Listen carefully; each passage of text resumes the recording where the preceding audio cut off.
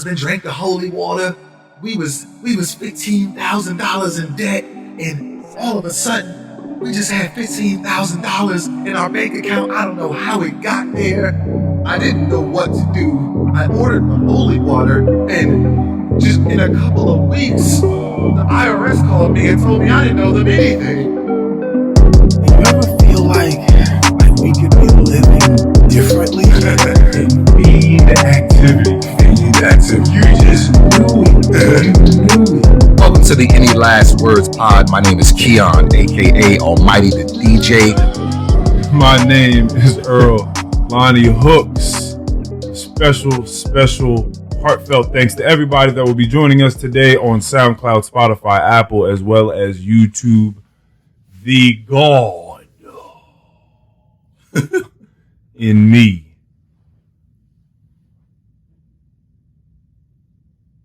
acknowledges, loves,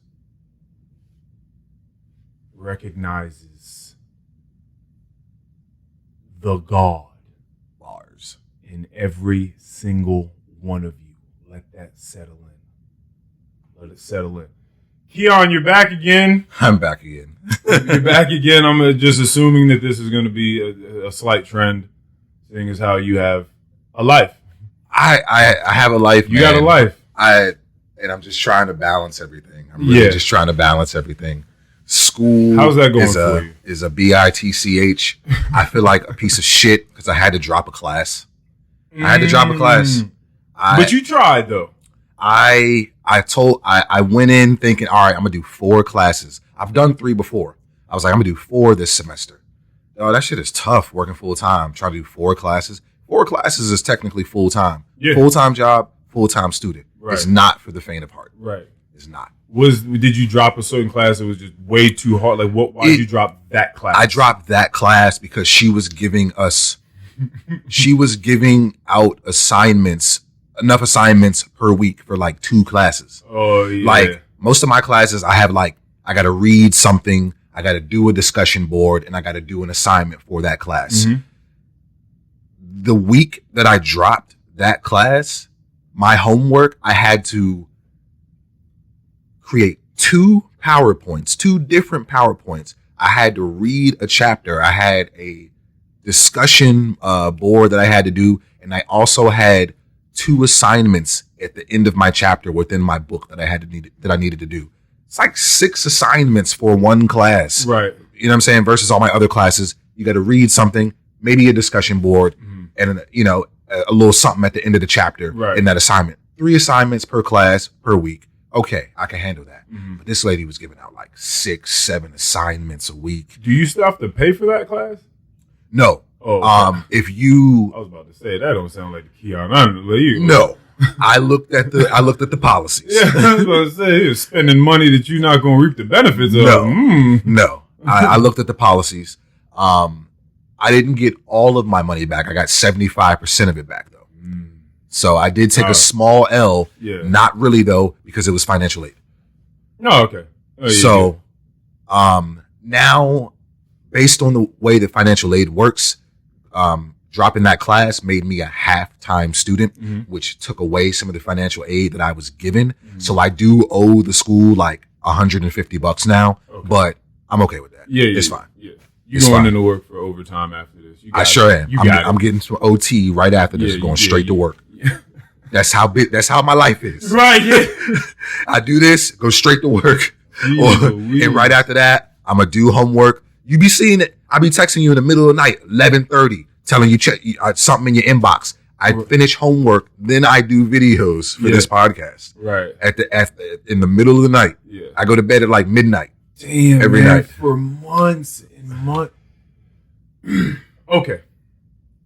This is something, and I do actually kind of want to talk about it a bit, which is the hike that we just took. It was me, Duty. They got mad. I didn't say the names before. Mikhail, T. I said Mikey's sisters before. They were like, "Nigga, don't ever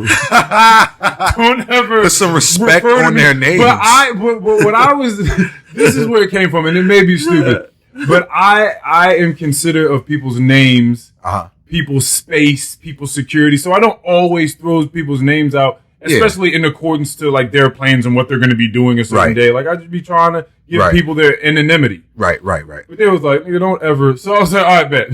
So anyway, you had Duty, me, Mikhail. Actually, that was it. And then Young Marina came with us. Young Marina. Young Marina. Actually, I'm going to get into that and you'll know who the person is. You know, you for a long time were just chilling hard. We all had our time, but you had a little bit more time. Mm-hmm. The pandemic has really been a thing since like late 2019. We wasn't really up on it. People were already getting hit and getting sick and didn't know what was going on. 2020 is really announced. People are scared now. Masks coming out, CDC, blah, blah, blah, mandates, shut down. We were talking about it on the hike, and we were trying to be as considerate and as sensitive to the situation as a whole as possible. Right. Because it's not a good thing. Right. Pandemic, people are dying, people are getting sick. A lot of bad things have happened. Right. But for certain pockets of people, because we've been blessed and been privileged in certain ways and have worked hard through it, a lot of good things happen for people. Right. And a lot of us have experienced that side of the spectrum. Yeah. You were just fishing and just, I've been fishing one time in the last 3 months. I was thinking about that. I knew that had to be the case. I was like, damn, he ain't even fishing no more. I've been one time in the last 3 months. And now look at you. It sickens me. Now look at you. Because I be wanting to go, but I'm just like, I'm coming home. I got shit to do. I got homework. I got pod videos. You know what I'm saying? Like, you got a life. I have a life. You trying to figure out a house. Yeah. Like I'm trying to buy a house right now. I'm looking at houses every chance I get. Sometimes I'm getting off work, going to look at a house 8:00 at night. Yesterday, I woke up early, looked at a house 8 a.m., then went to work. Like, you out here. That's why, because we haven't really spoken. If anybody really wants to know why I'm not here as often as I used to be, I just got a lot of shit going on. You do. You really do. And I'm just talking to people. That's my life. It's pretty much the same. What are you looking for in a house? Like, what are some of these? I got a few questions to ask you because people ask me questions about you. I don't know them. I feel like I'm supposed to know some of these. Well, let's get into some of this. First of all, this is just my question because you and I used to live together, and one of the things off the rip, you was like, we having a balcony, period. I don't care. Oh, absolutely. I don't care what it is you had before in your life, what you think. It was two things. You wanted our rooms to be spaced apart, not like right next to each other. Well, that didn't happen. And that didn't happen. But we did have just a little too overlapped. We just a little too on top of each other. Like you just hearing shit going on in my room. It's just a little too intimate. But we did have the balcony. Yeah. I completely understand why you want after I had the balcony, I'm like, okay, I don't really want to you want to take that away? No, you definitely don't want to go back from the balcony. I don't want to be on the first floor. I understand first floor problems. Every time it's raining, we get a flash flood warning. Mm-hmm. I'm thinking about people on the first floor and everything that they have to deal with. The water possibly coming through, breaking pipes. I don't know what's going seeping through their little back door window area. Right. Crickets, frogs, worms, spiders, all of that. Nature. They dealing with the elements. The elements, They still out there in the jungle, really. First floor people, y'all are still in the jungle. Like, absolutely. People above you, the further up you get, the cooler it gets. Yeah. But also, anything goes wrong, we also we have a whole lot more distance we have to cover to get to safety. True. So that's something that I also think about as well. True. What are you looking for in a house that you're just like, this has to be there? This is a deal breaker. If this isn't happening, then we not. Honestly, I think my top two are. You might find this funny. I've been on some Bob the Builder shit the last couple of months. One of the things that has become very important to me is closet space. Like, okay, because Antoinette has a lot of clothes. She is a woman's woman. She has a lot of clothes. Understood. A lot of shoes. Right. A lot of stuff. A lot of stuff. Yeah. And so as I'm taking that into account, I don't have nearly as much stuff, but I want her stuff to be accommodated so that we're not trying to stick 4 dressers and a wardrobe and a bunch of shit in a room. You know what I'm saying? Because it's like a lot of master bedrooms can be small. So if we end up with a smaller master bedroom, I don't want the room to be overcrowded. So I'm thinking about closet space. Okay. Another thing that's very important to me is a master bathroom. Okay. When I was living with her in our first apartment, we only had 1 bathroom. You know what I'm saying? You try and wake up, me, her waking up, Jacory getting up when he's there. Niggas got to use the bathroom, take showers. 1 bathroom, trash. Trash. Yeah, you don't got no his and her sink. Trash. None of that. Do you want that? Do you want like a double sink? The double sink is cool, but it's not. I don't really. It's not. Brush I'm not your really teeth next to each other. I'm not really tripping about it. I'm not really tripping about a double sink. But having a master bathroom, in the master bedroom, I really want that. Yeah. I want to have that because I want there to be another bathroom. You know what I'm saying? Outside of the room that anybody else can use. Yes. You know what I'm saying? Probably a half bath downstairs or something like that. If you don't need to necessarily take a shower, but if somebody is in there, you got to take a shit or something, you can just go downstairs to that bathroom. So that was my bathroom when you and I lived together. The one that was more so the guest bathroom just in the hallway. And that's fine because usually when people come over the house, unless they're your guest, then everyone, like if we have a little get together or whatever, that is the bathroom they're going to use. So I always made sure that it was tidy or whatever. That's fine. Right. Remember that time that Jacory didn't want to eat his breakfast and I told you that I got up and went to the bathroom and found his breakfast in my toilet? Yes. So that's the kind of thing that can happen if that ends up being your bathroom, just the community bathroom. Right. You just got community shit going on in there sometimes. But probably the most important thing to me is the outside space. Like the living. No, like outside. Oh, outside. So yes, I want a deck. I don't want a balcony because we've looked at homes like townhouses that have these small, what they want to call decks that I'm just going to call a balcony. I know what you're saying. Yes. I want like a real balcony. You want to be able to put a grill out there. I want to put a grill out there. I want people to be able to sit down. I want, maybe if we do a table, with an umbrella or something, or maybe we do, some chairs sitting around like a fire pit, something like that. Oh, yeah. So, and the thing is you got money. I mean, nigga, we're not paying cash up front for this, if that's what you're thinking. It's not what I'm saying. It's not. Okay. But I'm assuming that some of these things cost, everything you're talking about costs just a little bit more. Oh, well, it's funny that you even say that. I took a trip to Home Depot the other day. It's about to be my favorite store in the world. And I was just looking at just stuff, you know what I'm saying? Things that can be upgraded. Doors, sinks, toilets, stoves, ovens, things like that. And at least with the combination of both of us working together to pursue these things, they're not really that expensive. You know what I'm saying? Okay. You can get a nice brand new sink for like $300, $350. You know what I'm saying? And sure, I could buy that by myself. She could buy that by herself, but we don't necessarily have to. So when we're thinking about joining our finances together to pursue some of these things that we would like to build up on, they're not really that expensive. You know what I'm saying? You can get a decent stove for like $800. Right. You know what I'm saying? One of the things out there that is very expensive is ovens. Ovens are a bit expensive. Front doors are a bit expensive.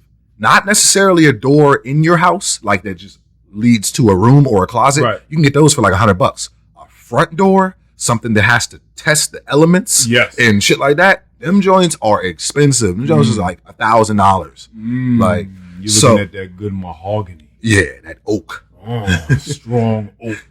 But So yeah, like I've really, really gotten into it. I'm really enjoying. I'm thinking about installing. This whole time you're talking about going and buying sinks and stoves and doors, and I'm just thinking about the installation process. YouTube is my best friend. Okay, so that's why you say you're on your Bob the Builder shit, because you're going to Lowe's, Home Depot, and you're about to just do this. You're about to figure it out. I've been watching videos about creating closet systems, because it's like, this is kind of, usually I'm kind of frugal, right? But when it comes to just enhancements and certain things like that, I've just come into this new light where I'm just like, I'm gonna pay for it. Okay, you know what I'm saying? Like I don't like when you go and you go into these homes, a lot of the closets are just stock. They have that wiring, that white wiring that goes around where you just hang shit up. No, nigga, I'm putting cupboards. I want to open a drawer or two within the closet. I want to have things hanging at different levels, adjacent from each other, things like that. You just talking different right now, because you just said, you walk into people's houses, shit just be stock. Like, oh my God. I didn't. Yeah. Because like when these homes are built, they're built with just the necessities, the basics. You know what I'm saying? But I think about that with cars too. When people say, "Oh, it's stock." Yeah.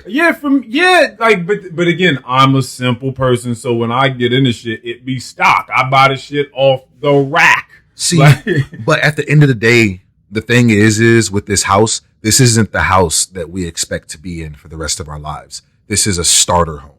Okay. And when we get rid of this starter home and we want to sell it and make profit off of it. So that's why the enhancements are important to me. Yeah. One, it just makes the house look better. Right. You know what I'm saying? Like, I'm paying all this money for a house. I want to come into this house and be like, hell yeah. Yeah. You know what I'm saying? Like, look around with the sense of accomplishment. Yeah. You know what I'm saying? But on top of that, those enhancements are going to, at least if you're selling in, the right time anyways, because the market is always up and down. If you're selling in the right time, those enhancements are going to make your property value go up. Like, you trying to sell a house and the wood from the deck is all warped and gray and fucked up. Yeah. You're not going to get as much money. Right, you know what I'm saying? Sure. Because, at least give it a stain it or something, make it look a little better. And this goes into you wanting there to be inspections for the places that you would like to buy. Yeah. So anybody that's bought a house should understand that sometimes it's a process. I've spoken to people that looked for homes for like a year and a half before they found something. I'm hoping it doesn't take us that long. It's September now. I would really hope that we would have found something before the new year. Okay, I was going to ask you that question too. What sort of timeline? That's what honestly, we wanted to have found something by now. We've been looking for like 3 months now. But I'm hoping that we find something before the end of the new year, before it gets really, really cold. Because who the fuck wants to move in the middle of January when it's 25 degrees? Nobody. Yes. So, but yeah, we've put in several contracts. A lot of times we've gotten beat out because maybe somebody ups the ante on us. If the house is like $325,000, and we go in at asking price, they might say no, $335. I'm gonna pay $335 for this. An extra 10? Yeah. Ooh. Yeah. But sometimes it's just the stipulations of the contract. We're first time home buyers, so we want those first time home buyer credits. We've asked, we've different contract. Every contract's different, but we've asked people to credit us 2%, which is basically like saying take 2%, off the price. 2% of 350,000. I don't know. That's I might be doing my math wrong. I think that might be about $7,000. Okay, go ahead. So you're asking somebody to take $7,000 off, but it's like, if someone else says, oh, nah, you don't have to take any credit off. You can, we'll pay the $7,000. That might be okay with it. Very good. You said 2%? 2%. Yeah. That's 7,000? Yeah. Okay. And then other times is like, somebody decides, oh yeah, we'll waive the inspection, because you do that inspection, and that inspection might, they might find something and they're like, oh, nah, this is that, this is that, blah, blah, blah. We're going to need to come down another $5,000. to accommodate this. Right. Somebody waives their inspection. We're not worried about finding shit, but we want the inspection. A lot of people are waiving inspections. I think reasonable these days. people would like an inspection. Like, we're first time home buyers. You know what I'm saying? Right. I want to do everything the right way. Yeah. You know what I'm saying? For sure. I want an inspection on the crib. Yeah, you don't want any surprises. Yeah, I don't want any surprises. And then, a lot of places, they're trying to sell their homes as is. Carpets be all fucked up. We went to one house, the sliding door in the basement looked like somebody threw a rock at that joint. It was just shattered. Yeah. You know what I'm saying? And I'm just like, yeah, I see why you're trying to sell it as is. You know what I'm saying? Like, and don't get me wrong, I'm sure the prices on those types of homes are significantly lower, but it's like, do we want to put the money in to fix all this stuff? I don't want to have to get the entire house painted because it's, handprints and black shit smeared. And when I say that, I just mean like typical, dirt. Not like somebody picked up one of these Mr. Clean magic erasers and go around the whole house scrubbing all day long. Even though those really, really work. Yeah. But you don't want to have to do that. These people that used to be there, apartment 32, that I believe broke into my car and stole my change, like the fiends that they were. That's something that's been in my mind and been in conversation between Duty and I when they left is, fuck, those people that got to go in there and clean afterwards have to put in wild work. And we went back and looked in our lease and looked at the different things. You put your deposit in, the things that'll take away from the deposit, and that will ultimately, if you have too many of these things, will end up having you pay out of your pocket, right? If you fuck up the apartment, right? Right. Damages and things. The biggest thing that you would end up having to pay the largest amount of money for was stench, was smell. If they have to find a way to extract a nasty ass smell that's been embedded in the walls and in the carpet and in the wood and everything else. And these people were, it just flabbergasted me. And how often you use the word flabbergast? Like, I was flabbergasted. Not often. At how dirty and smelly these people were. I told you when you just opened the door, it was just a burst of cigarette smoke, dog asshole, and fiend activity. Fiend activity. You just knew it. You knew it. And so I couldn't imagine what they had to pay to get out of there. A lot of the homes we've looked at do have that cigarette smell. You know what I'm saying? So, and to get rid of that, I mean, you gotta Febreze. I've even looked up methods. Some people, they'll paint over it, but they'll put like a certain amount of Febreze in the paint and then paint the walls to get the smell out of the walls. Wow. Now the carpet, you gonna have to probably clean it a couple times, shampoo that joint a couple times, or just replace it, which is gonna be expensive. Yes. So, but I'm ready for it, man. It's a lot. How do you feel about carpet versus wood floors? Honestly, it doesn't really matter to me. My fiance prefers hardwood. Okay. Yeah. Okay. She wears like flip flops and slippers all the time. She doesn't like her feet touching the carpet. Yes. It bothers her. Okay. She feels the same way about that I feel about styrofoam.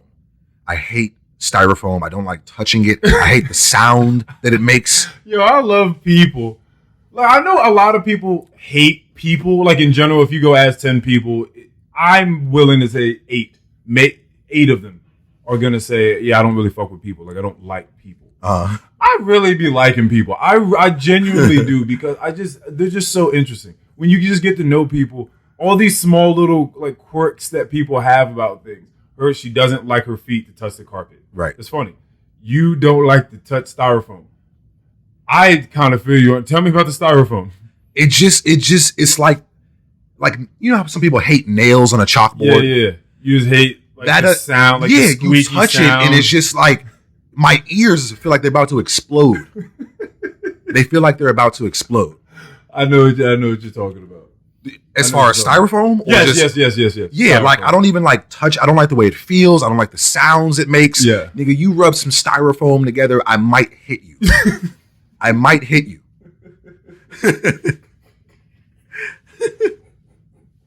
I hate it. It's a terrible sound.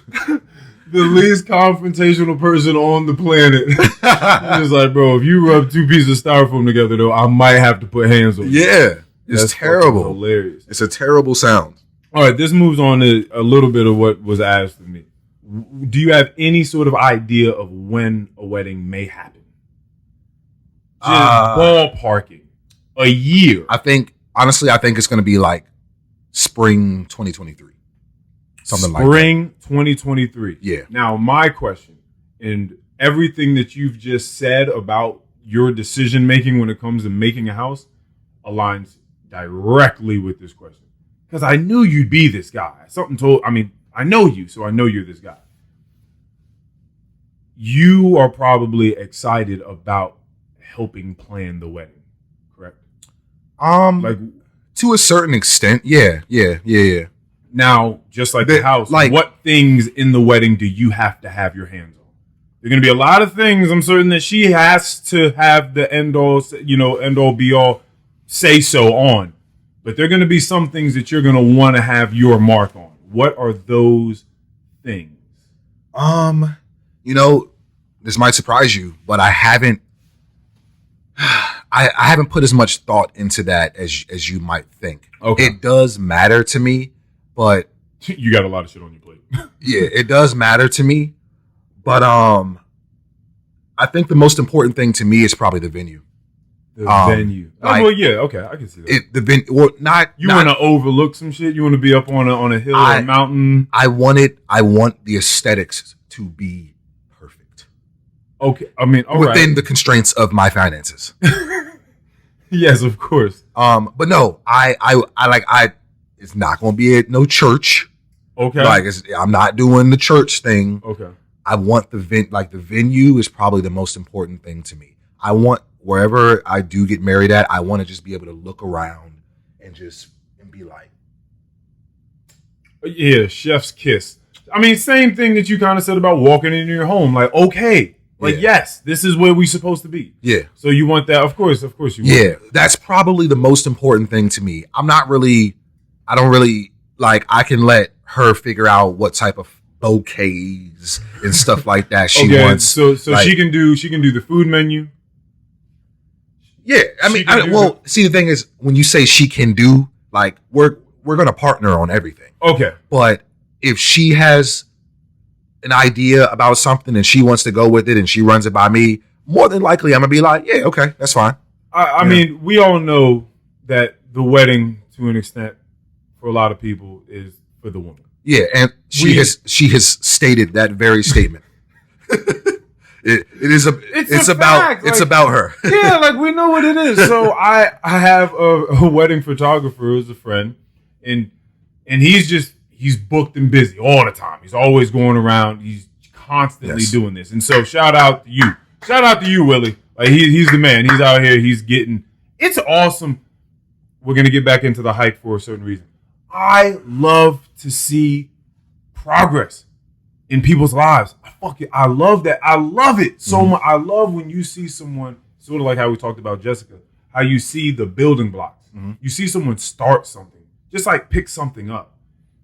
And then, you're in touch with them here and there. You do your little touch and go. Maybe you talk to them every week or every month or a couple times a year, whatever. Then some time progresses, and that thing that they picked up however long ago, now it's a business, right? And they're booked and busy, and this is all they do. That's fucking dope. I saw him when he picked up a camera, and he was just like, "Yeah, I'm just figuring some stuff out and just taking stuff."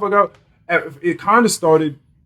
We would walk around DC. He clearly did this when I wasn't there, but we would be walking around DC, and there are clearly tons of people all the time, tourists trying to get pictures. And there's always the dad that has to be out of the picture because he's taking the picture for the rest of the family, or they're trying to take some awkward looking selfie. And every time he sees that, he's like, "Hey, can I take this photo for you guys? I want you guys to be able to have a good photo." And I happen to have an eye for that. Mm-hmm. So he would take it and he would just run every fucking time. It kind of got a little annoying sometimes, frustrating. Dude, we're trying to get to the next spot. Stop helping people take photos.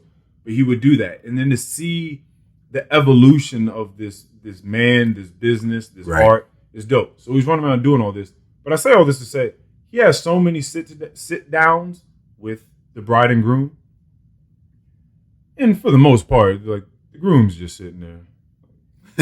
Like he's just there for moral support. He's just there to be like, yeah, but like whatever she wants. Like there's only ever like one thing, and I think he asks the groom this most of the time, like, what do you need from me? What are you looking for? There's got to be something that you want out of this. And sometimes, you know, the girl's looking at him like, what? Like, what do you like? What do you like? Nigga, what stances do you have? Like, what opinions do you have, nigga? Shut up. Everything I said was good enough. It's gonna be like that. And for the most part, guys just sit in the back seat and they're like, hey, listen, again, whatever you want, I don't care. My friends and family gonna be there as long as you're happy and you get the day that you want. You get the photos you want, the food you want, the dress you want, the flowers you want, all this sort of stuff. Then we're good. So that's why I asked you this question. I wanted to know exactly what it is you felt like you need. But again, you have a million other things on your plate, so this isn't really. And you're talking about the spring of 2023, so this isn't really something. I mean, it's either going to be spring or fall of 2023, but I think ideally spring because that's earlier. Yeah. And we want to do this, but COVID definitely threw a lot of things off. Like I wasn't about to be planning no wedding. I had no fucking job. Yeah. So, planning a wedding just kind of got put on the back burner. We kind of lost a year of planning. You know what I'm saying? Because like, at least for me, like she was working, but at least for me, I just didn't know where my next real check was about to come from. And I wasn't about to plan no wedding on unemployment. Yeah. Just wasn't, I wasn't doing that. Wasn't doing it. Planning a wedding off of unemployment money. No. That's fucking hilarious. Yeah, I wasn't doing that. But we talk about it often. We're starting a guest list. We have looked at a bunch of venues, not like on the computer. So some of the smaller things have somewhat been taken care of, but we haven't. We're looking to book a venue soon because we want to start paying on it because like we're not going to have the money up front. Right. We have definitely started saving money and putting money to the side. Ballpark the range. Probably like 10 grand. Okay. Yeah. Which is, obviously you could spend no money and just go to a courthouse if you want to, but I ain't that type of nigga. I'm not that type of nigga. Well, a conversation we were having in the car on the way back from the hike is taking some of that coin, as Mikhail kept saying, and putting it towards honeymoon or, again, maybe some of these house enhancements you're speaking on, or just something else to sort of put towards the rest of the life, right, that you have. So, what do you think about that? I don't know. Have you thought about a destination for? We have, and I think the only thing that messes that up is the fact that we know a lot of people won't be able to come if we do a destination wedding. And I don't know if you know this or don't, but I got a big ass family. Yeah. And as much as I want to get everybody involved. I know that that's not going to be possible because we do have a limit that we're trying to keep ourselves to. But a destination wedding is really going to block a lot of people out. And I got to tell you, knowing at least my dad, that nigga will pay me the money I need before he lets some of the people in my family miss this. Okay. He will give me the money. Yeah. You know what I'm saying? He's gonna make sure. Yeah, because you already you know how he is when it about the family shit. Coming to family, yeah. Like I was having a conversation with young Marina again. If you ever got onto who young Marina is yet, but she was talking to me about her father, and we had a conversation about fathers, and really just about whoever it is in your family that is the glue. Mm-hmm. That is the adhesive that brings everyone together. And we don't really be understanding. I mean, you're a father, so you kind of would have to be looking at Ja'Cory's point of view to some degree. But we don't understand what they've done for us fully. We can't ever fully understand what our parents have gone through to be the people that they are, to have given us the lives that we have. Right. So to some degree, we'll always be a little less grateful than we ought to be. These real forceful fathers about trying to keep the family together. Go over and see your grandma. Go over, drive on down to Danville. Go see the people. I know you saw them 3 months ago. Go do it again. Go. I get it, because they went through so many stories. There's so many stories about our parents that like we'll never know. Every once in a while, you get older, you get a little bit more fly with them. They see you a little bit more as an adult. You'll hear a little bit more as things go on. You're like, whoa, what are you talking about? Yeah. What are you talking about? What do you mean you went to jail for 3 months and I just didn't know about it? Like I'm just running around here on the playground and I didn't know. Like what are you talking about? Wrongfully accused of some shit and went to jail. Like, what do you mean? Like, why am I learning about this 29 years into my life or whatever? Like,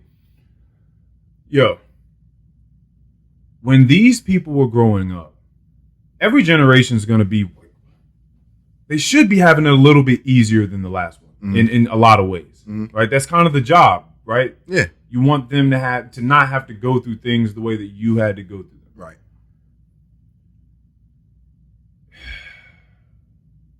Which is already kind of crazy to think for us because we didn't have it hard. So for our children to have anything any easier than we did, I almost don't even agree with that. They might need to have it at least as hard as we did. Like we might need to throw some obstacles in their way because it may be getting too easy. Like fuck that. But the whole point, I'm saying all this, I'm rambling on, but what I'm saying is they've seen families being torn apart over whatever. Right. And just the nastiest things said, people not being able to come back from things said at a Christmas dinner. Bro, I'm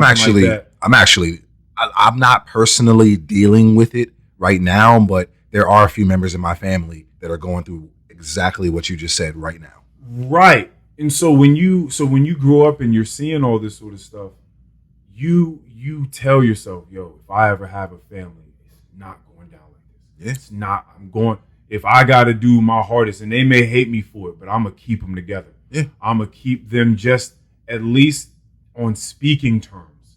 Like at least be able to talk to one another. Y'all got to be best friends. Right. But we not just going to be splitting the family down the middle and now so-and-so got to choose sides and be with. We're not doing that. Right. So I can't fully understand because I'm not a father to any degree, but I get it. Yeah. I get it. Yeah. I understand. Yeah, I get it too.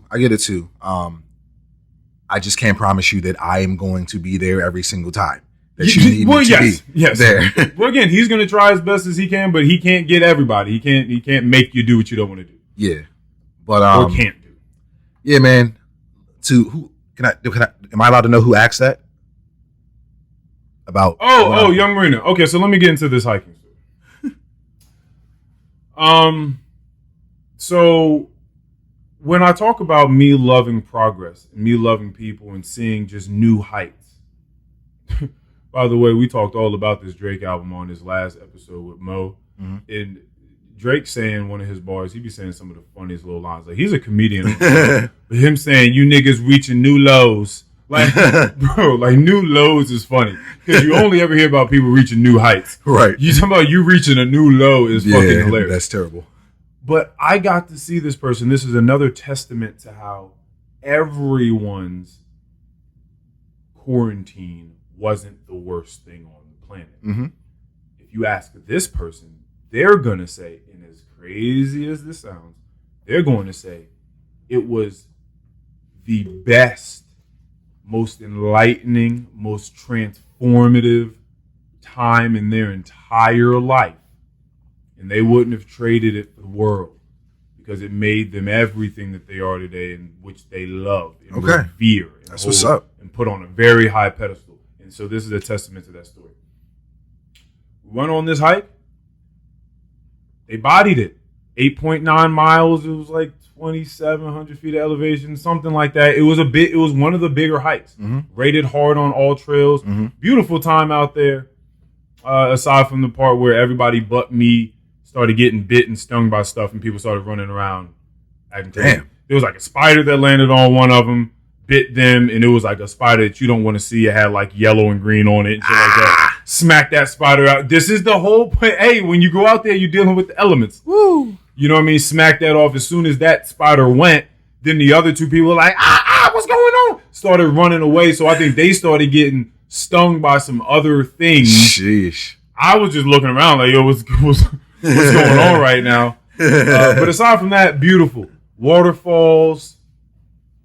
You know, the trees was out, mad foliage. It was like 84, 85 degrees out, so it was really sunny. But again, we had all the covering and all the shade from all the trees out. It was beautiful, fresh air. Cool. You know, outdoor culture, really, really awesome, cool. Some people weird, but just jovial energy for the most part. It was a good time. Right. A lot of pictures taken. This person, many, many months ago, many, many moons ago, had the same Ravens Rock experience you did. Okay.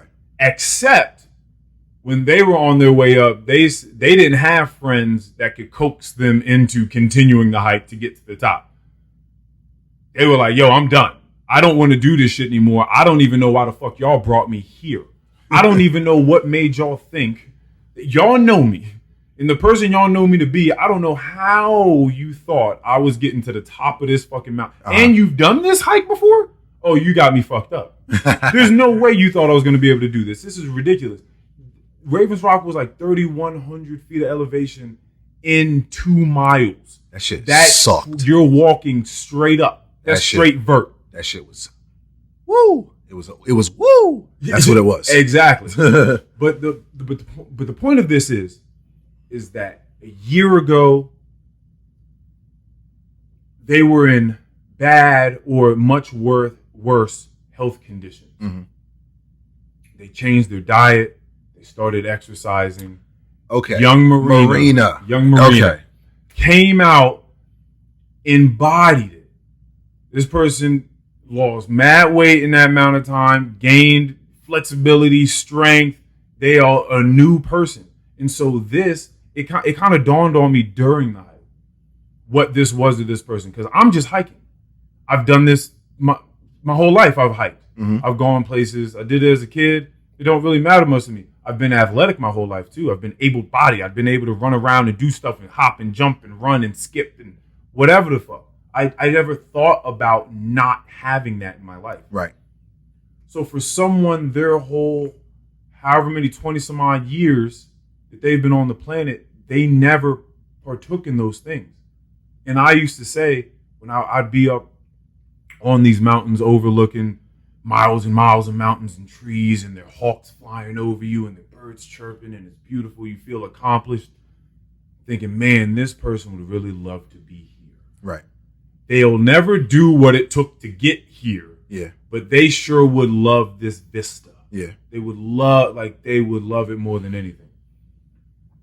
And so for this person to reach this milestone where we took a couple baby ones first and baby stepped up there. Sort of like we probably should have did with you.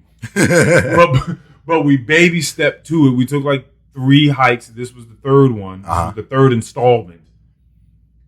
Bodied it. No problems at all. Cool. Brought the trekking poles out there, ankle braced up, hydrated, had food, like did all the correct things and went out there and bodied it. Mm-hmm. Yeah, it's exercise, but it wasn't nothing like it used to be for that person. Right. And so to see the transformation, like I got to see the transformation of this person in a very small, because that's a small amount of time to change this about yourself. But to see that, it's like, whoa, look what someone can do. Like, and now they're sitting atop this mountain, and this is when it really hit me. They're sitting atop this mountain, and I'm just looking at them for a second. And they're just looking out at this fucking, because at the very top, all these different trees, there's a waterfall in the distance you get to watch. Mm-hmm. It was beautiful. Everything about it was perfect. Mm-hmm. And they're just looking around like, wow. this is what it's been this whole time. Like I've never been able. I wasn't allowed this in my life until this point. I could not be a part of this. I could look at photos, but anybody that's ever taken a hike and gotten to a summit, you know them photos don't do it justice. You got to take the photos. You got to take them. I was looking at a photo of you from Old Rag, the one where you're standing on the rock, and you just see. Every time I see that photo, I'm just like, this is a cold ass picture right here. That picture is wild. That's easily the most fire picture I've ever taken. And I didn't even. I think Mikhail took that picture. Someone else. I know. Yeah, I didn't. I'm so glad you got that photo of me. I had no idea she was back there taking that. That's a cold ass photo. That's just wild. Because I was really just looking out, pondering. Looking out like, wow. Because when you look up there, you look down and you think, man, all those little problems that we have. All those itty bitty, like I'm just looking down at miles and miles of farmland and cities. You see highways, roads, houses. And you're thinking, man, down there, all those little problems seem so big. Right. So I only imagine what it's like for an astronaut to be looking down at Earth. Like, wow. Do you think that they're ready for Old Riggedy? That's where we're going next. I do believe it. The way that they handled this one, I was like, yeah, you're good now. You're good now. You've gotten yourself to a position where you can go to Old Rag and you can knock that out. Did you guys take breaks? 1,000 calculated breaks. Calculated breaks. Ever since you said that phrase, you coined that phrase. Absolutely. And it was real steep too. This was a pretty steep one. But we took breaks. Mad water, Kind bars, little crisp bars. I don't know, those little skinny bars with Rice Krispies and blueberries and whatever the fuck else is in them. Yeah. Beef jerky, sandwiches, apples, bananas, just like we was ready to go. Cool. So yeah, you take breaks. It's not everyone needs to enjoy themselves. We done doing. I know, and I apologize for that. We not doing that anymore. People are relaxing and enjoying themselves on the hike. Period. That's like that. That just before that hike, the calculated break hike. Were you just a nigga that was just marching, just nonstop, you didn't stop for nothing? Well, you also have to understand that I always felt good. Listen, I stop when I need to stop. I guess I just don't really be needing to stop. Like my cardio is like my cardiovascular system is on one. All right. Like my heart be pumping, my lungs are good to go. Yeah. Like all right. If you had caught me back in the cigarette smoking chain days, like no, I wouldn't have been able to do that. But yeah, like I'm good to go. I'm good to keep walking. Duty and I told you the rest parts for us is when it's just level ground. Like that is rest for me. Is when it's just level ground. Nah, it's the same thing as stopping. I will stop in the middle of a hill. Well, yeah, and that's awesome, and we applaud that. It needs, we encourage it. Whatever you need, like we're there for that. But again, the whole just as a story for this person and me being able to watch it, it was fucking. Shout out to young Marina. Yeah, shout out. Very proud of you. Yeah, did that thing. That's what's up. Candyman. Okay. Now you heard my take on Candyman from the last episode. Yes, I did. You heard my take. How do you feel about my take on Candyman? Did you watch the 1992? Yeah, I've seen it. Back when you were younger. I actually saw it. I watched it like last year as well. Oh, see, I should. No, I've seen it. I saw it when I was younger. Well, yeah, but I was younger. Right. So right. See, I never watched it again. I watched it like I was a kid. Yeah, I watched it like last year. When you watched it last year, was it blackified like that? Did it have to do with the black plight? Not really, because one of the main characters... Oh, by the way, spoiler alert, if you haven't seen Candyman and you want to watch Candyman... Skip this part. Go to the description where the timestamps are and skip over this one. Yeah. Okay, now we're going to ruin it. Go. So I would say that it had somewhat of the black plight because majority of the people in the movie were black. You know what I'm saying? But one of the main characters in it was a white woman. Right. You know what I'm saying? Yeah. And that was the person that they touched on in this one. Yeah. Helen. Helen. Yeah, they touched Helen on Lyle. Yeah. They touched on her. They touched on, what happened with her. And apparently there have been several Candymans throughout history. From what I got from the movie. But this is why I say, did it speak to the black plight back then? Because I don't know how they would have done it. Well, I don't mean there being a bunch of black people in the movie. So no. Okay. From what you said about how just the representation, right, and stuff like that, no. Because in this movie, Candyman, from the way that the little creepy guy at the dry cleaners place, or the what do you call it, dry cleaners? That's what you call it? Laundromat. Laundromat. Yeah, same thing. No, it's not. It's not the same thing. So laundromat. Yes. Right. I used to go to the laundromat when I was a kid and play Pac-Man while my grandma was sitting there putting quarters in. Like, man, just old stuff was good times. Good fucking times. Going to the laundromat to just play. Was it Galacta? Yeah, Galactica. And fucking Pac-Man and whatever else. Street Fighter, while your grandma just ran clothes. I used to go to. Just let it sit in that one. I used to go to. Good times. I used to go to Macy's a lot with my grandmother. Yeah. Whenever I would go there on the weekends, we would always take a trip to Macy's. Someone, a friend of mine. Well, not a friend of mine. This person's not my friend. Well, I think it was called Montgomery Wards back then. Yeah. I'm not sure it was Macy's back then. It was something before it was Macy's. Whatever. I remember that. Yeah. I remember Montgomery. Yeah. So we used to go there a lot. I was talking to someone the other day about family dinners. Remember those? Yeah. They were like, remember before phones came out? Like, family dinner was just a thing. Yeah. That's in my house. It was a thing. People made dinner. You sat down at the table, spoke about what happened at school, whatever was going on. That's what dinner was. Right. Gosh, olden days. You miss that? Yeah, I do. You can recreate it. I can. You could. And I will if I do. You know what I mean? If I go that route in life, I will. But so the guy at the laundromat, he was telling the main character that Candyman is an amalgam of black people, black men mostly, in the community that were killed. Right. Usually through, I believe, police brutality. Right. So now that's why I say it's a new 2021 version of the old Candyman dealing with current events. It was very Black Lives Matter. Yeah, right. Yeah. So that was the whole thing.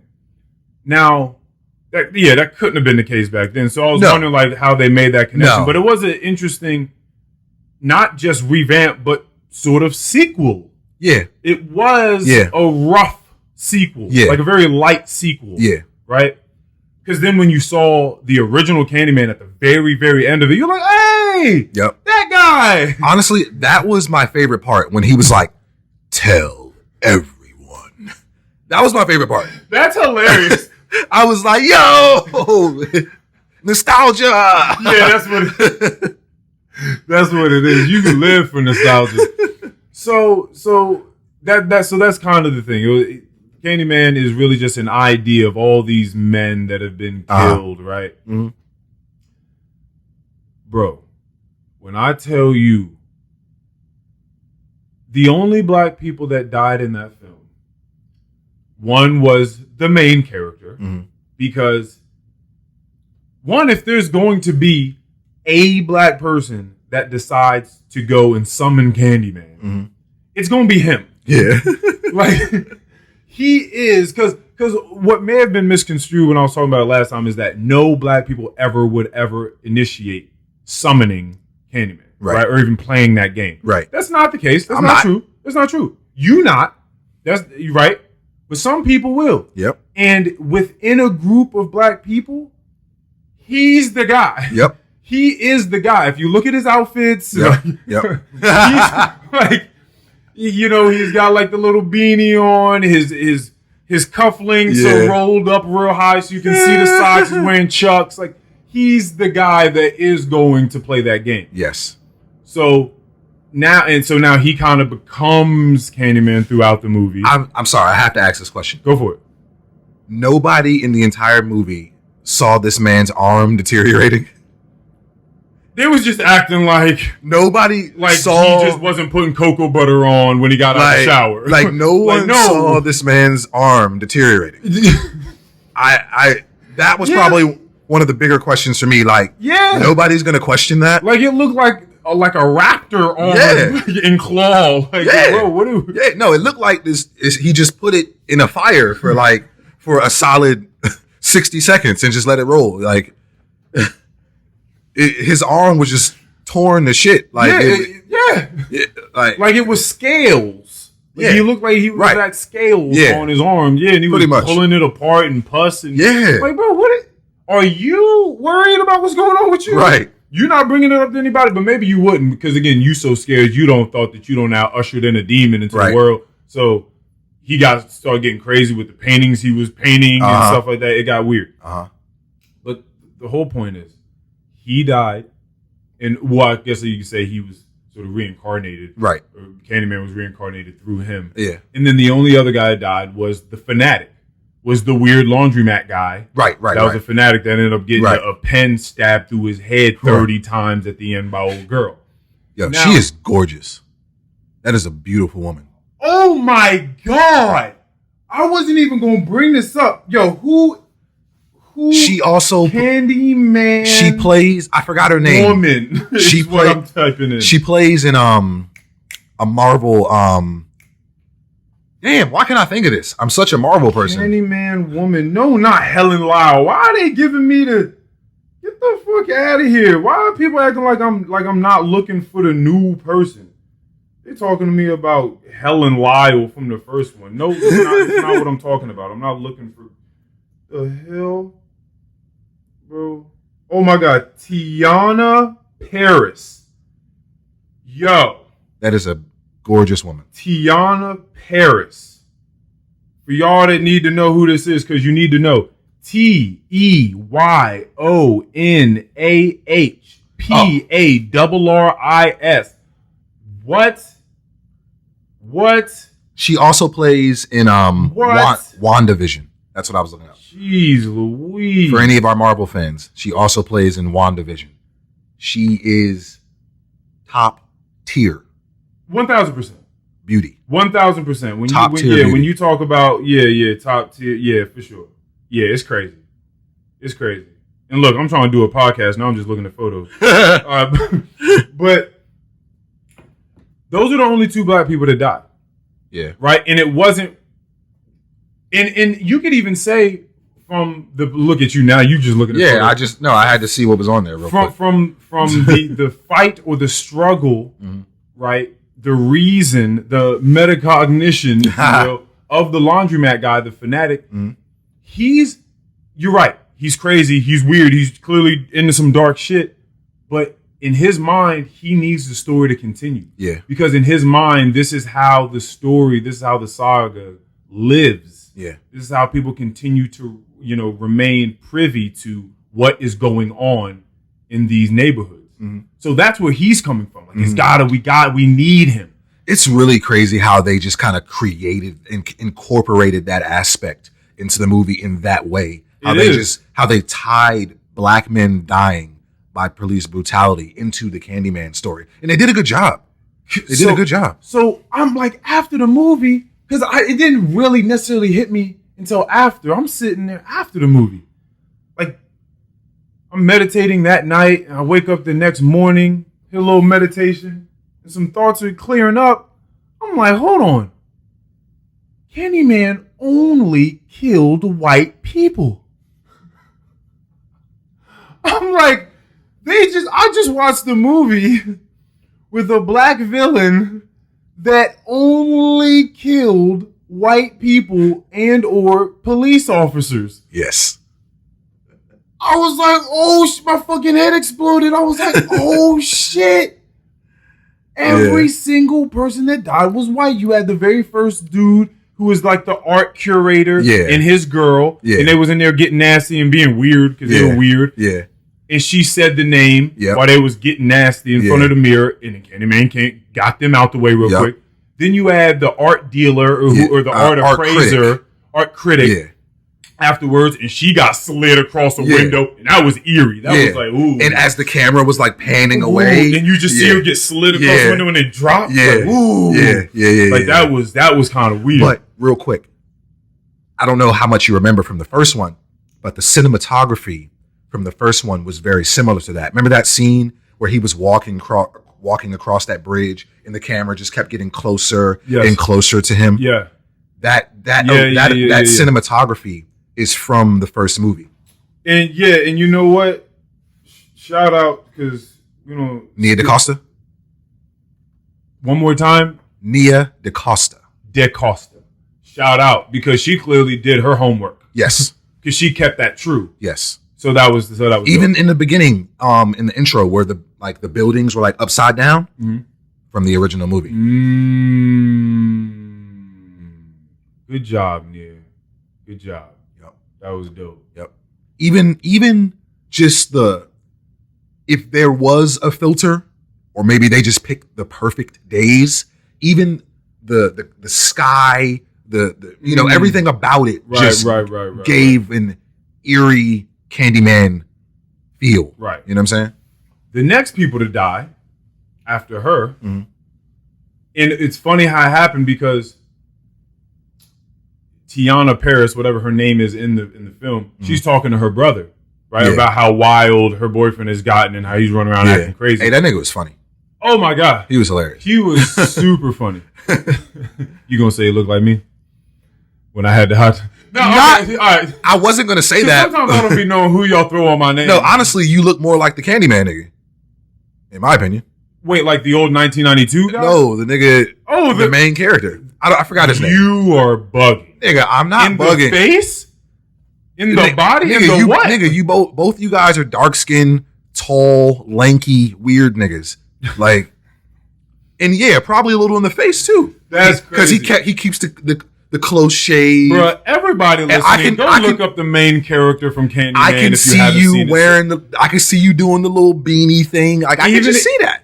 I've never seen me wearing. You've never in my life seen me wearing. I could see you doing it. All I know is that nigga don't look nothing like me. When I was watching it, I was like, way more like me. The gay dude. He looks like. Hold on, I'm gonna tell you who the gay dude looks like. It don't even. The point is, Tiana was talking to her brother in the film, and she's like, Candyman in the mirror 5 times. Who does that? Mm-hmm. And who did they pan to? Who did that scene cut? Mm-hmm. And then who did they show after that? 5 little girls in the bathroom at a high school. The gay guy looks like Billy Porter. Tell me he doesn't. I mean, okay. A much darker skinned version of him, I guess. Sure. Sure. The point is, and he's going to be in Cinderella? The new Cinderella. Billy Porter is a prominent actor who happens to be gay. He's the fairy godmother. He's the fairy godmother in the new Cinderella movie that just came out. But he also plays in a really good show called Pose, that unfortunately just got canceled. But no, it's a great show. Yeah. But look into Pose. It's a good show. Moral of the story: they pan to these 5. I don't want to say all of them are white. I think maybe an Asian chick in there. The Asian chick left. Before see. She got to the third Candyman and said, "Nah, that's hilarious." And that had to be done on purpose. Probably. Like, even like an Asian person was like, "Actually, nah, like I'm good," and they got out of there. Yep. The rest of them finished it up, and blood got to spilling. Yes. On that floor. Yes. And the only black person in that scene, aside from Candyman, was the little one that they wanted to make fun of, little nerd or whatever, sitting in the stall listening to her music, just trying to figure out her life. Right. Minding her own business. Uh-huh. And she lived. Yep. So I just, and then at the end, you see all the police officers getting killed by Candyman at the end when he's walking out the house. And she's the one that called Candyman. Yeah. Right? Yep. And he came out the crib and killed everyone else. Yep. And I was like, okay, all right. He's only getting police officers and white people out there. But what's funny again is that black people never gave him a chance. Gave who a chance? They never gave Candyman a chance to come kill him. Oh, even when the main character went to go talk to his mom, and he was just like, you know, I went and talked to the laundromat dude about Candyman. She was like, shh. Nope. Yeah. Like she did a whole lot of shit with her hands. She was like, shh. No. Yeah. No, we don't say his name. Yeah. What you doing? Did you know that she's the original? She's from the movie, the first movie. It makes sense. Okay. Yeah. That like she would have had to. Yeah. That makes sense. All right. So yeah, I'm just like they weren't playing them games. Right. So that's why my whole take was, this is the very first one. And again, Get Out and Us, awesome. I love those movies. Mm-hmm. It wasn't this though. No, it wasn't this. So when y'all asked me in the chat, how was it? For a horror movie, like it was cool. Like it was whatever for horror. Like, it was cool. But for a black movie, yeah. It was awesome. The representation of black people, you know, was awesome. Painted them in, you know, a good light. It wasn't about, you know what I'm saying, a bunch of niggas in the hood. Nah, and if anything, they maybe did it a little too. They may have sprinkled a little too much sugar, because when people was speaking French, they was like just making you like just letting you know that they had money and they was around like the aristocracy of wherever they lived at. Because an apartment like that in Chicago, downtown, nigga, you making bread. So that's the thing. It was like for people that watch like Friends, you're always wondering like, how do they afford these apartments? They all just have nice apartments in New York City. Like, what are they doing? And don't ever be at work, really. Yeah. So that's what I got on Candyman. Yeah, I waited to go ahead and have that. Yeah, no, it was. I liked it. I would recommend it. I would also recommend watching the first one if you haven't seen it. Probably want to watch that first because there's definitely some things that tie into that one. Yeah.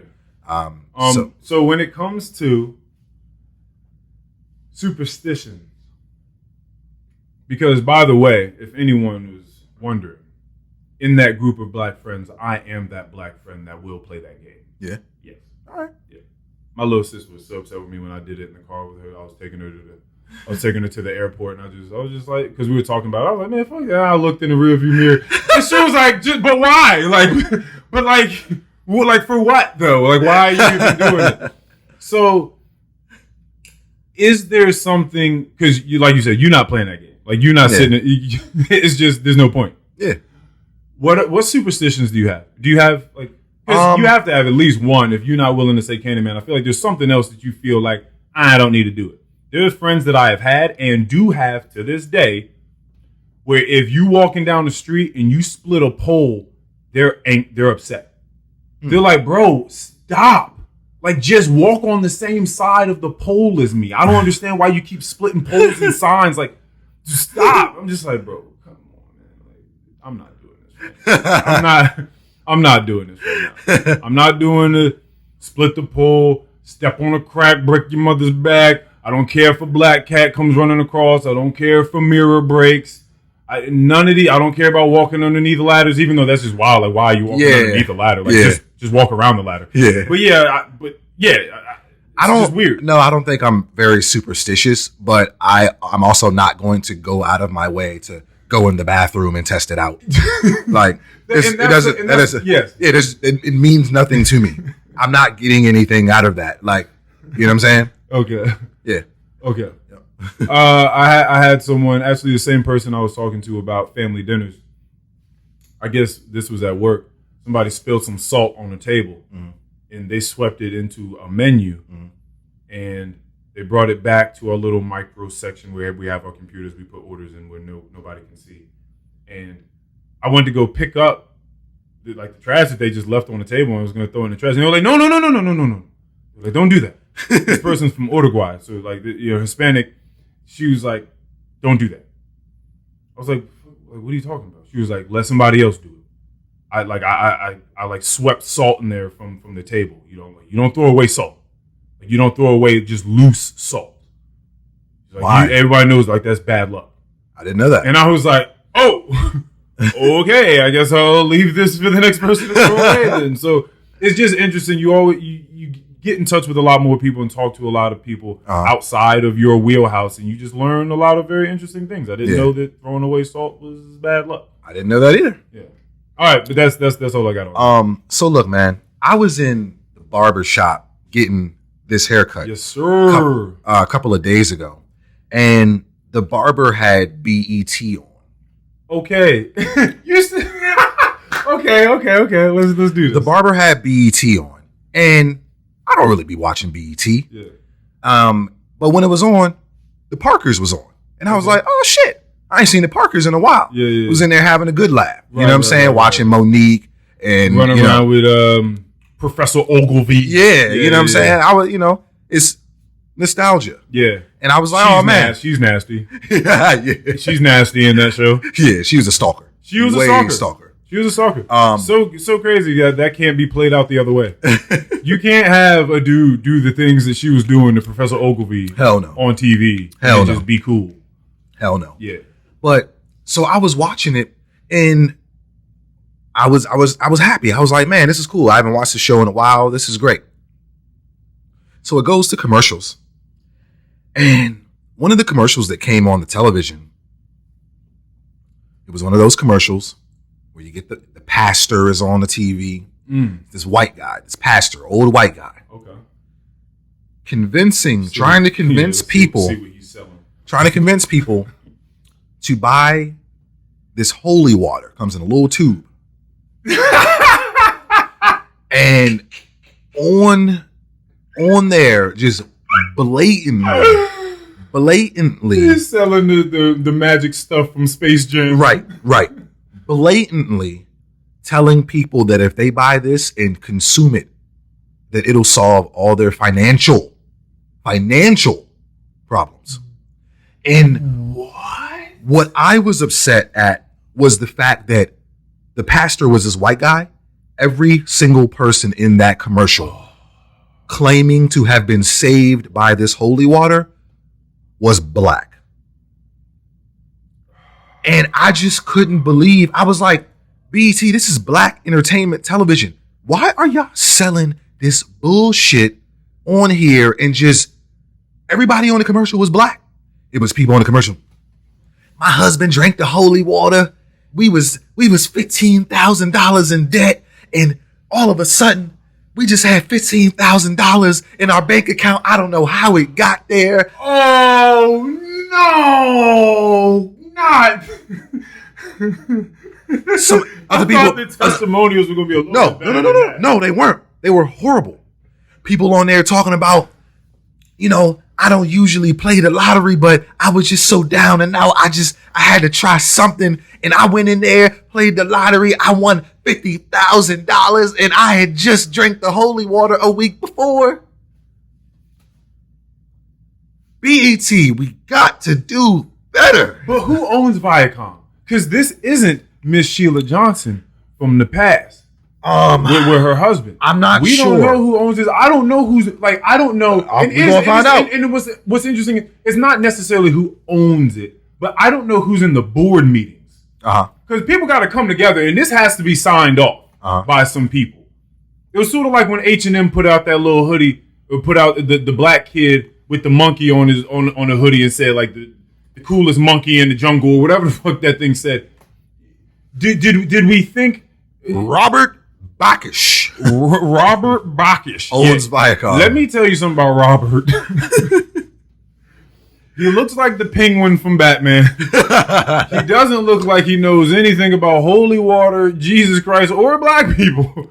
So, yeah. Anyway, did we think that H&M was really trying to throw a shot at black people? No, because they're a business and they want to make money. So right. I don't think that they did it. But the whole issue was they don't have someone in the boardroom that is clearly privy to the information, that has the wherewithal to raise their hand and say, hey, we shouldn't do that. Yeah. That's going to be an issue. Let me tell you why. Yeah. Right? Okay, so that's kind of the whole point. I don't know who's in the Viacom meetings okaying this. Right.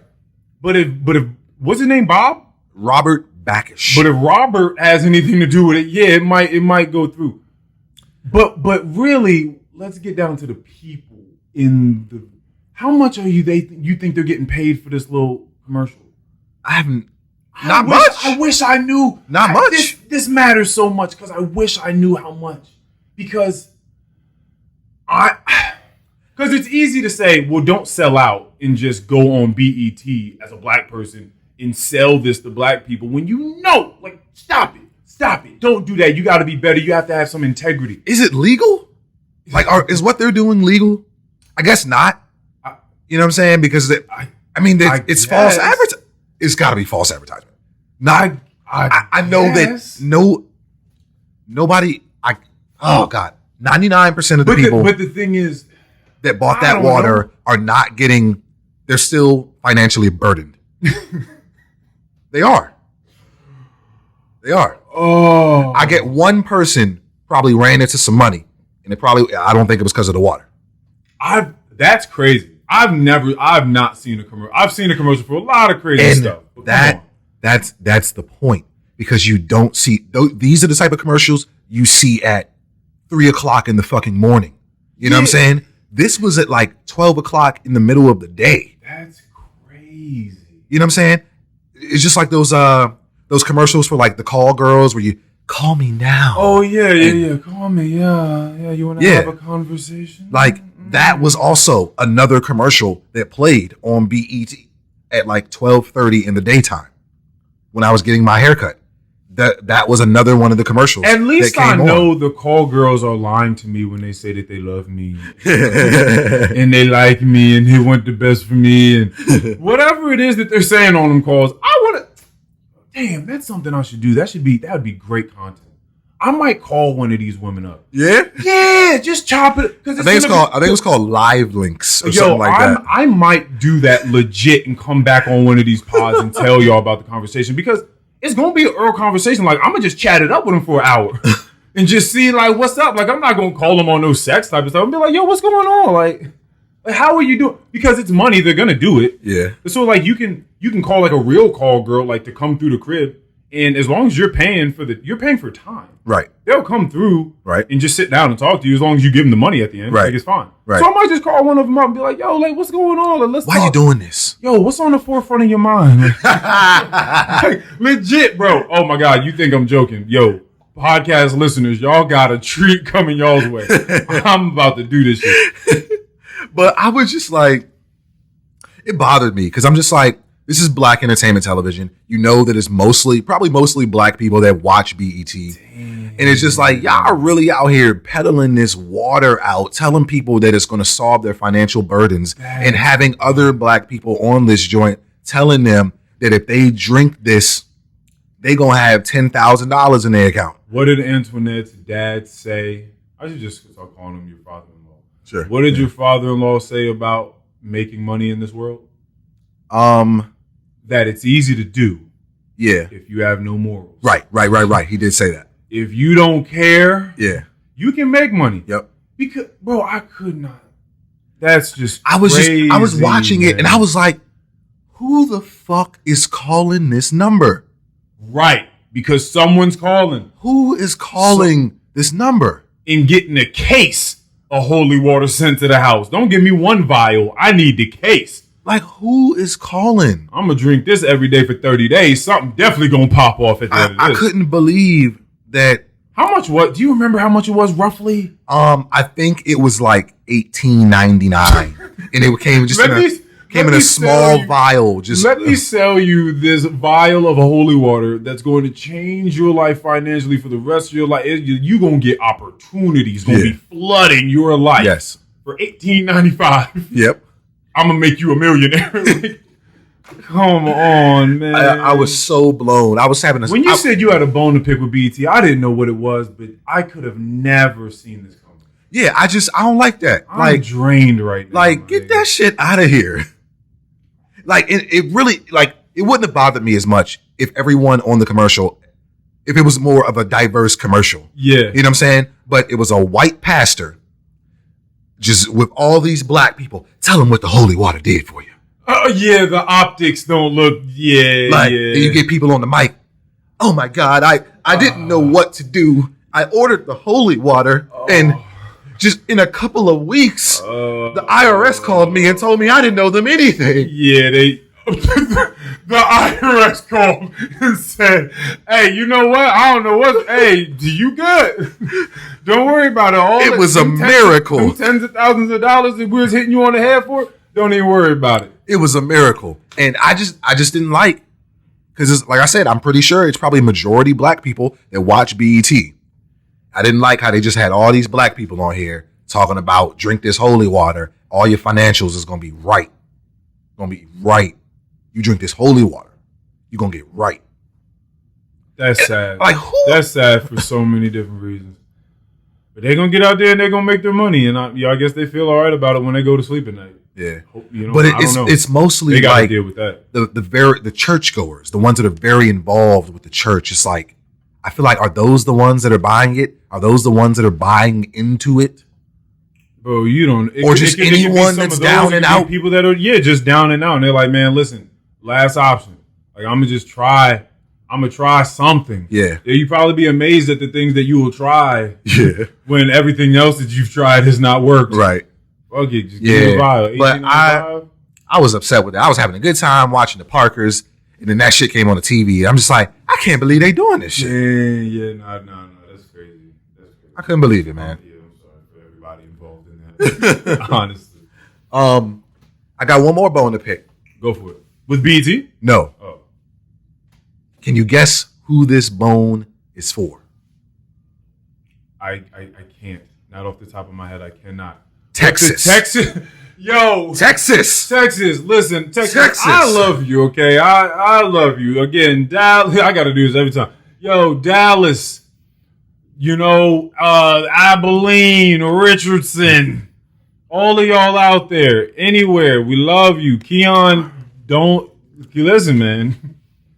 Keion don't fuck with y'all. I just got something I need to say. So, a new law was just passed. Laws why are they dropping so many laws? Right. Like, where all these laws come from? Yeah. Why y'all need these all of a sudden now? What's going on? So, a new law went into effect in Texas that bans abortions after about 6 weeks of pregnancy. Obviously, as a nation, we've been going back and forth with this fight for forever. Yeah. What makes a life? Is it during conception? Is it during the first heartbeat? Right. Is it just, whatever. But there's a few things in this bill that are just really troubling. Okay. A new law went into effect in Texas that bans abortions after about 6 weeks of pregnancy. That's well before many women even know that they're pregnant. Okay. Yeah, that's problematic.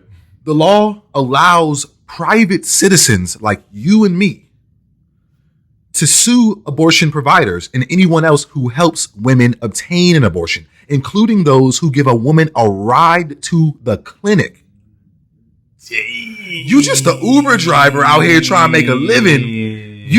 You catch a fare that takes you see it because you see it when they make the request. You see that the destination. Nigga, no, fuck that. I don't care. I don't care what the destination is. The fact that you have to say, "Oh, I can't take that fare because I might get sued." Yeah, be like, "No, sorry, ma'am, I can't do that for you."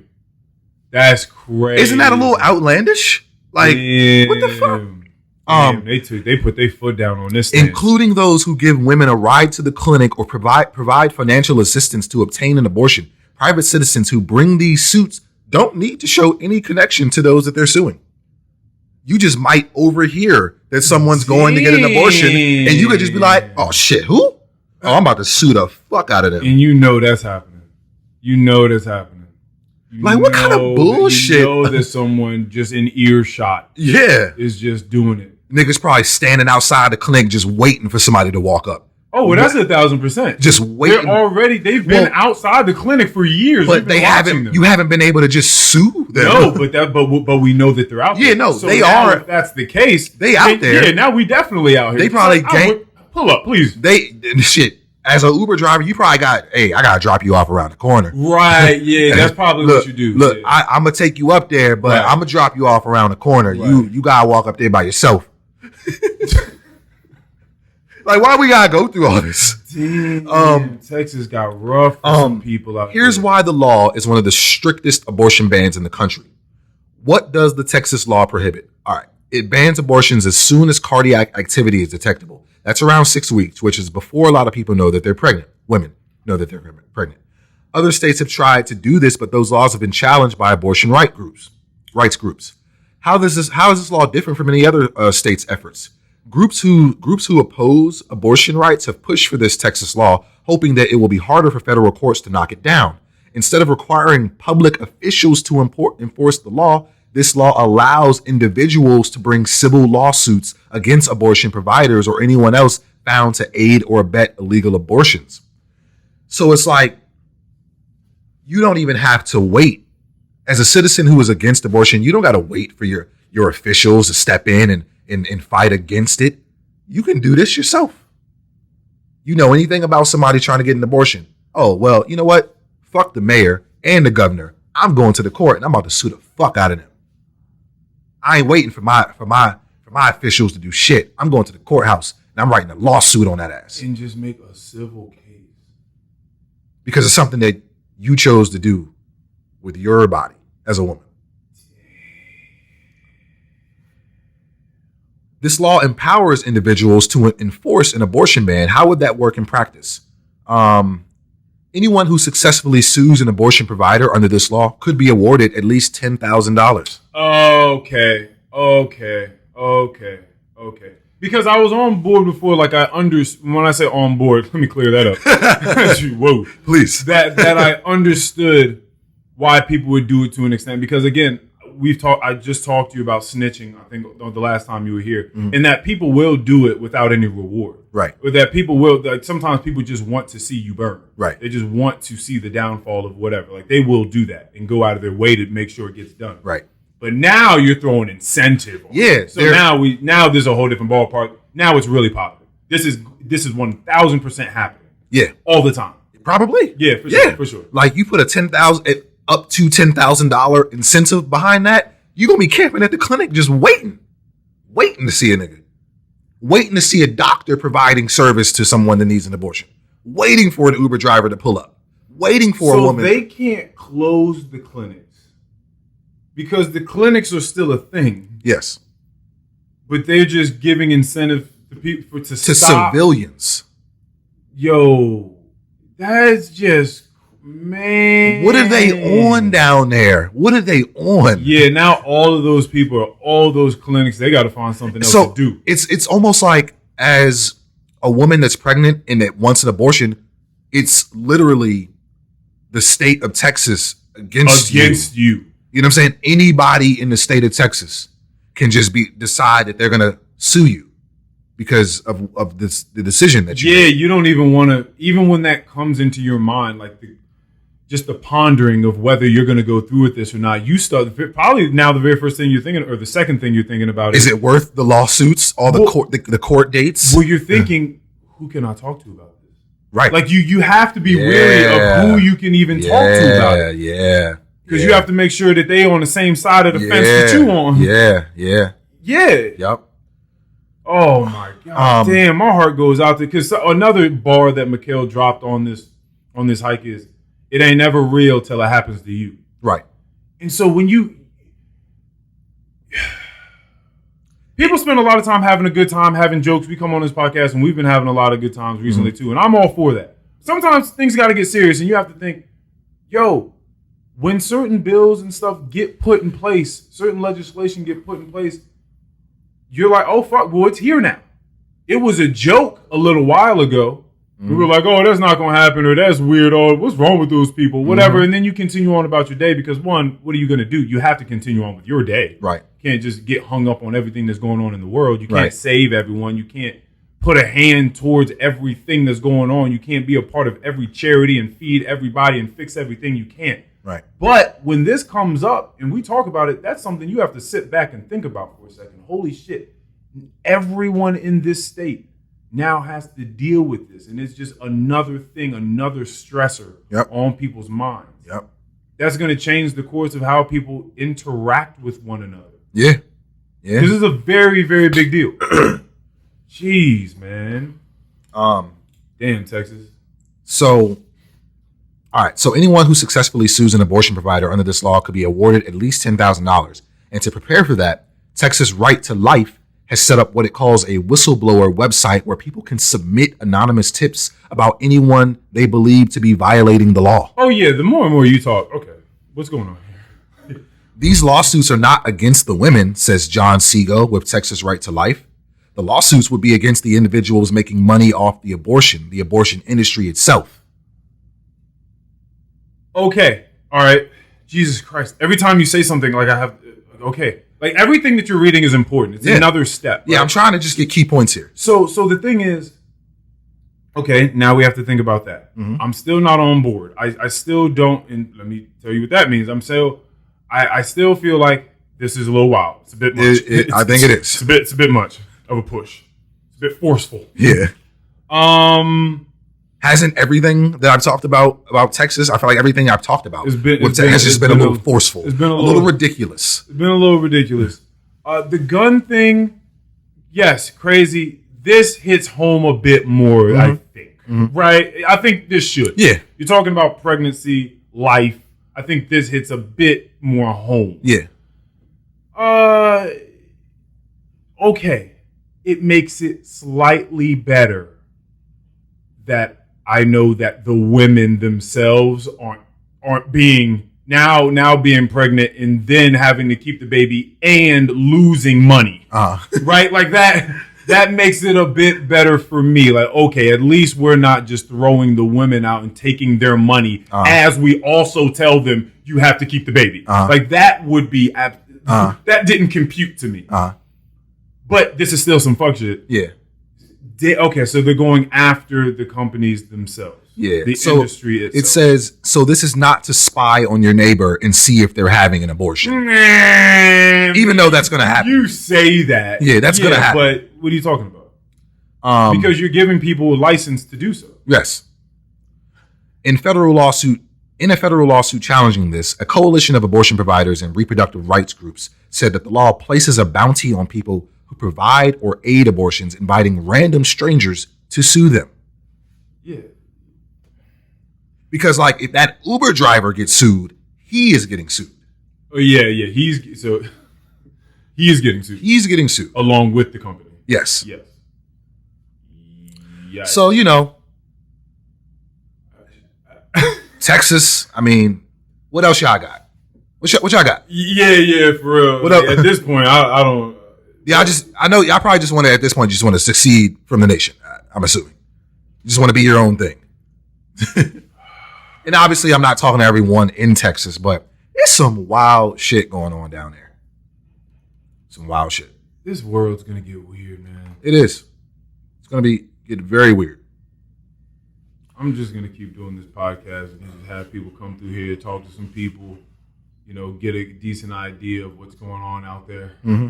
How people are dealing with it. Mm-hmm. Jeez, man. God. All right, yeah. That's insane. Yeah, man. But pretty much all I got. I know that you said you said you listened to Certified Lover Boy. Yeah. All right. Yeah. Also listened to Donda. Yeah. I listened to them both recently as well. I'm just gonna get my thing out there. I know you said you talked about it already. Yeah. For sure. I think that CLB is definitely an instant classic. I think it's gonna, be one of Drake's better albums in my opinion. Mm-hmm. Donda, it was a different kind of album. Well, yeah. You know what I'm saying? Yeah. I gotta tell you, as I was listening through it, I really enjoyed the choirs in the background singing. I was like, God, like these niggas is hitting the notes. Like the choir is, I love the choirs in the background. Yes. It was really it was a really nice touch on, because it was choirs on a lot of songs in that joint. They should have put Donda and some of them choirs in the background for the holy water commercial on BET. Then them numbers would have really shot up. They could have got Ye on board with that commercial. Man. Oh my God. If Kanye was selling the holy water, if they get in touch with Kanye and Kanye starts selling Yeezus holy water, it's a wrap. Oh boy, it's a wrap. But I feel you. It was an amazing album. It was uplifting. It did hit the soul. Mm-hmm. It was different. Yeah. It was Kanye. I liked it.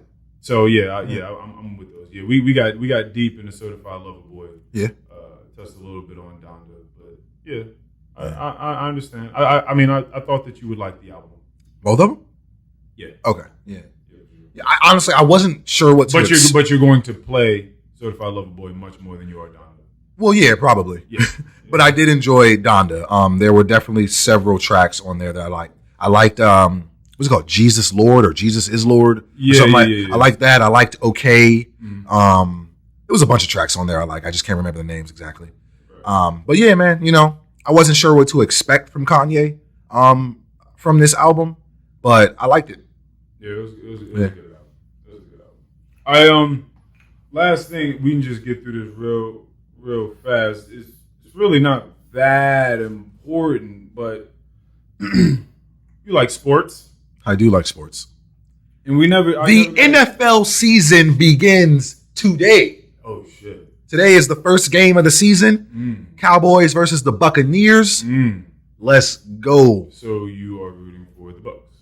Well, yeah, obviously. Yes. My team plays on Sunday. The Washington football team. They play on Sunday against Justin Herbert and his Chargers.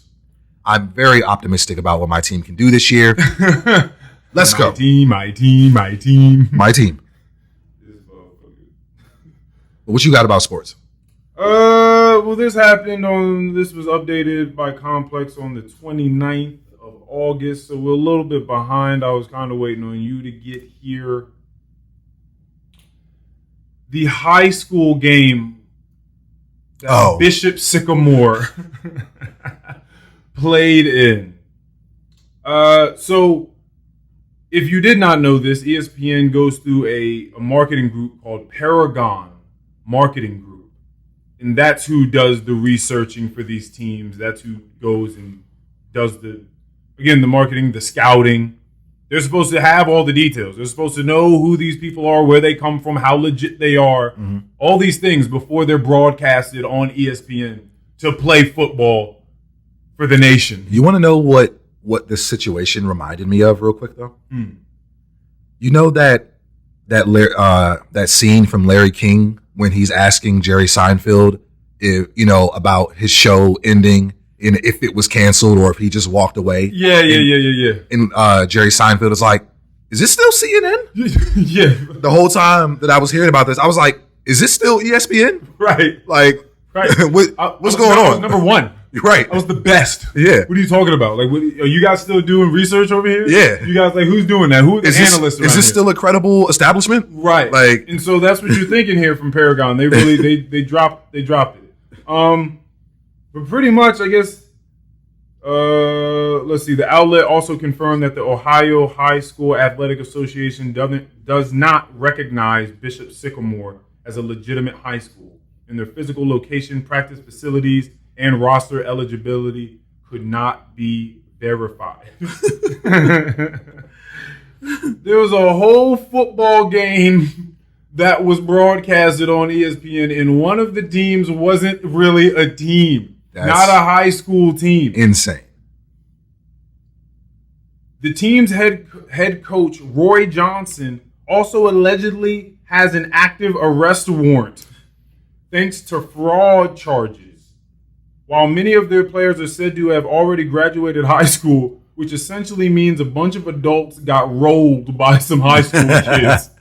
Because it was like 58-0. Like, they got their asses kicked by some children. I saw a clip where one of the guys was coming off the field, took his helmet off, gave it to another player, and then that player went in with that helmet. And they was like, it was like, it's crazy that ESPN did not even, like, didn't catch that. Right. Like, you don't share helmets. Everybody has a helmet.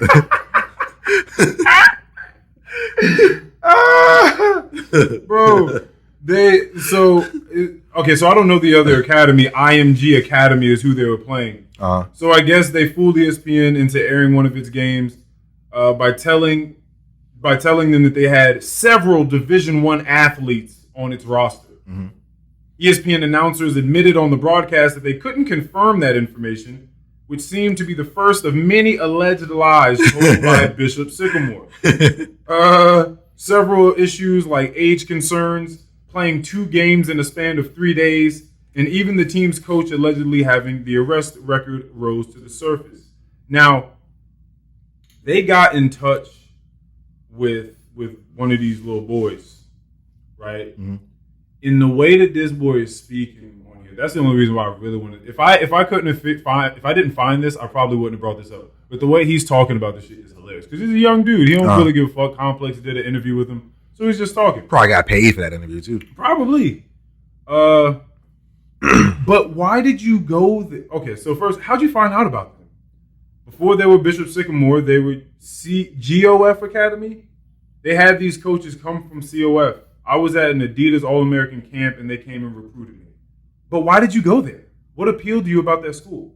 At first, they had like brochures and a plan.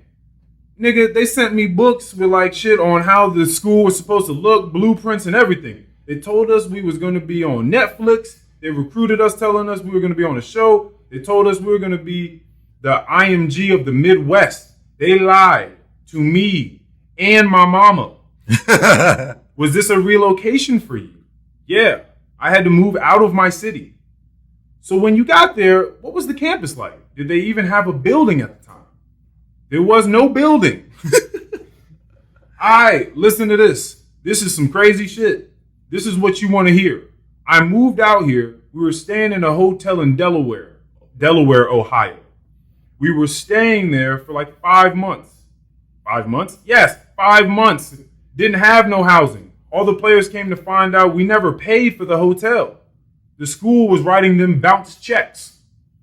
Wow. The head coach of Bishop Sycamore wasn't the head coach. He was like an athletic director. He was the nigga that was behind all of it. He was writing bounce checks for everything. For everything. We never paid for anything. What else we got here? I heard that people have been writing stories. But why did it take so long to blow up? Why didn't you say anything? Everybody that knows me already knows this. It's just the fact that now it's on a greater scale. I have to say something. I got friends to this day that's way older than me. Mind you, when I was there, I was 15. Everybody else was there was 19 and 20. Sheesh. I was the first person to ever get recruited for this school. What did y'all do for education? We didn't go to school. We never went to school. I can't lie. They tried once. They took us to a community library one day. It was already October. The season was about to be over. It was like, at this point, well, shit, I'm not going to school. Y'all haven't put me through school this whole time. Let's see. They asked, so why didn't you just bounce? I left after my junior year. I went back to high school.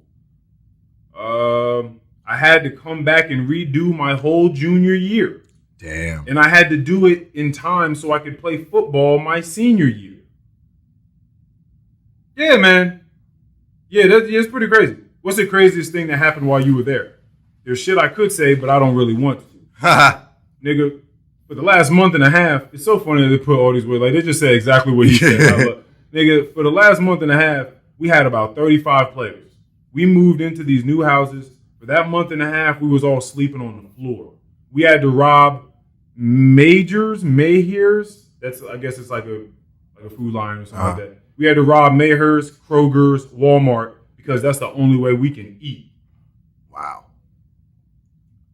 That's one of the responses from the interviewer was, that's crazy. They said, it is crazy. But I can think of shit that's crazier than that. Sleeping on the floor and doing all of that shit, that don't get to me. Niggas almost got stabbed in there. We had players from every borough of New York. Then we had players from inner city Columbus. That's where I'm from. Everything didn't mix, especially with no supervision. So, yeah. That was Bishop Sycamore ESPN story. Is this still ESPN? They're owned by Disney. Is this still Disney? Paragon Marketing Group. Y'all got to get it together. Yo. Y'all can't be working for them like that. Yeah. Y'all got to do a better job. Absolutely. So yeah, that was hilarious. I had to bring that up. Man. Wow. Man. I'm not even in a story like that, but when a story like that comes up, yeah, for sure. That interests me the same way as a UFC fighter from wherever the fuck Poland or whatever that decided he was going to fight 3 other UFC fighters. It's the same thing. Like, what are we doing out here? Right. Who is signing off on Come these on, things? man. All right, man. We're at a good hour 40. All right. Hour 45. All right. You good to go? Yeah. I mean, let's go ahead and get you to work. Get you this overtime. What are your last words for the people, sir? Long-awaited last words from Keion. Look, man. Whether it is a goddamn football recruitment or holy water, gotta watch out for these scams. All right, gotta think a little harder. Even if you're down and out, you gotta just think a little harder. Because I don't know how anybody watches that commercial and just don't think to themselves like, this is real scammy. Versus, oh my God, this is the answer to all of my prayers. Right, like, oh my God, like why didn't they come out with this sooner? Like I've been waiting on this. God, just stop it. Just stop it. That's all.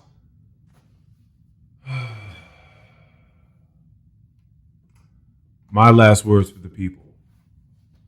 I'm going to go back to seeing the progress out of humans, but certainly out of the humans that you spend time around, that you love, that you care for, that you want nothing but the best for, that you actually spend time and put energy and effort being a mechanism within their life that is encouraging of these things, right? You want to be that in people's lives that you are close to.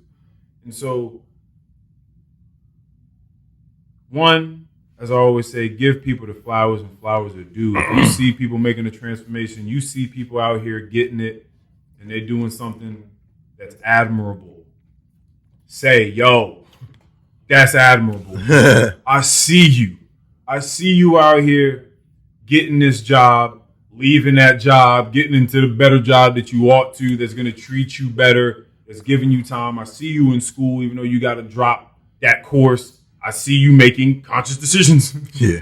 Knowing that, listen, okay, this is my boundary. Like, this is the limit. I can't do that. Okay, let me take a step back. Let me take these classes, give more time towards that, do well. I see you trying to get the house. Yeah. I see you trying to make the enhancements. I see you trying to get the wedding together. I see you raising a child. I see you doing the videos for the pods. I see you driving out of your way to come do the pods when you got the time to do the pods. Whatever it is, show people that love. You see people making these strides in health, and they're able to do some shit that they would have never dreamed that they could have done, which take them to places that they feel like they could have never dreamed of occupying, in sites that they would have never dreamed of seeing.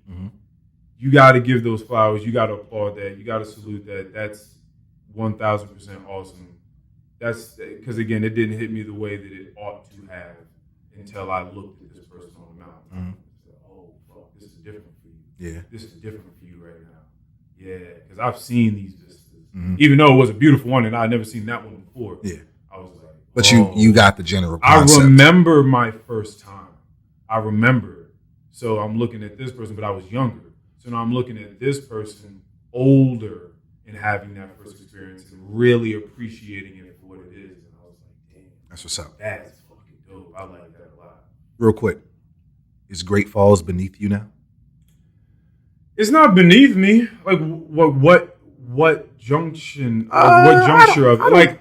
Like the falls is amazing. That'll never be beneath me. Okay. You know what I mean? Like that's dope. That's still the most beautiful falls I've ever seen. Okay. Right? All right. Like that's amazing. You gotta go on the hike.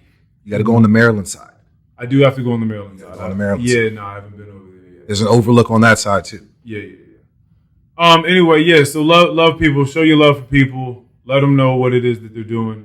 Hopefully they return the favor. Yeah. Those are my last words.